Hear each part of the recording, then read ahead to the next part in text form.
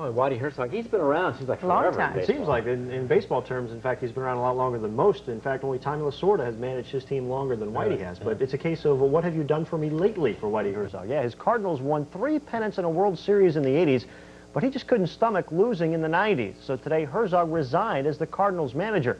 In his 11th year at the helm of the Cardinals, Herzog had won 822 games as a manager, second on the Cards' all-time list. But this season, St. Louis is in the National League East basement, and 3 losses this past weekend to the Giants convinced Herzog the time had come for him to step down and see if somebody else could light a fire under the listless Cardinals. I had kind of made up my mind after the 3 games we played in San Francisco. I was totally embarrassed the way my ball club played up there, and I just think that we've underachieved. I don't think I've done a good job as a manager this year. I really just can't get the guys to play, and I think anybody could do a better job than me. Well, Coach Red Schoendienst still get that chance as the Cards' interim manager. He was St. Louis's skipper from '65 to '76, and again briefly in 1980.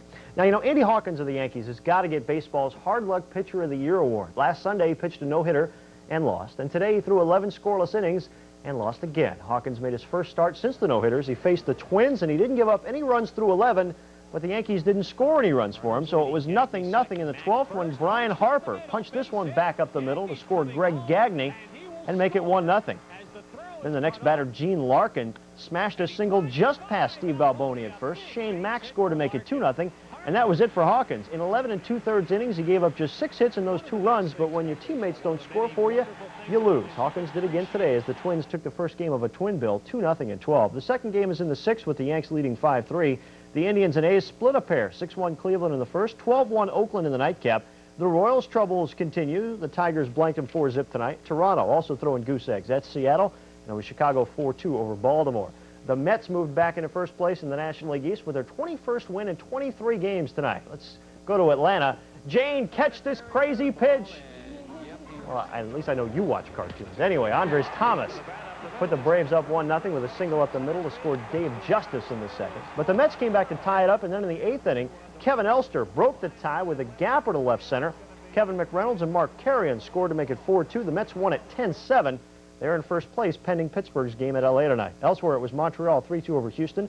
The Reds won again, 4-1 over Philly, and the Rangers won in the Florida State League, 5-4 over Winter Haven. In golf, LPGA Hall of Famer Joanne Carner, who hasn't won a tournament in the last 5 years, is tied for the lead after 1 round of the Jamie Farr Toledo Classic. And almost everyone on the course was watching her round today. Here on 18, she'll make a great save out of the sand to salvage par. Carner, who's got 42 wins but none since '85, shot a 67 today. Tina Pertzer birdied 18 to get to 4 under and tie for the lead.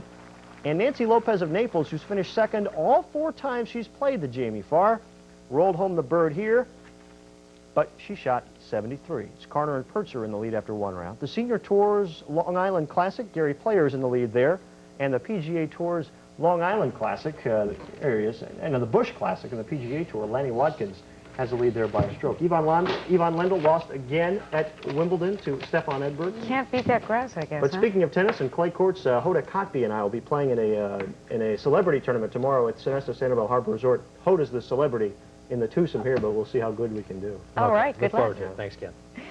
Up next, manatees bring in the crowds at the Miami Shopping Center. Well, that's a 50